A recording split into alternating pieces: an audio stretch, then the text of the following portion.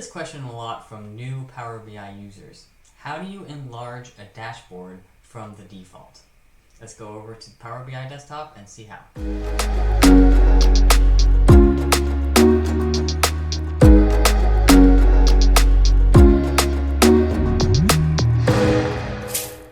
Now that we're in Power BI Desktop, you can see I have a dashboard built.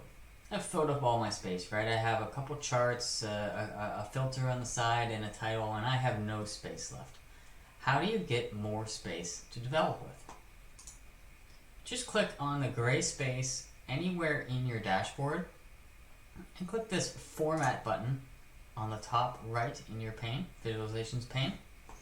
I'm going to click on Canvas Settings, and you're going to be able to adjust the height and width.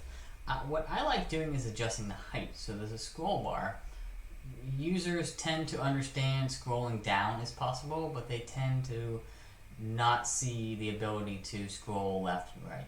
So I'm going to increase the height to maybe 2000.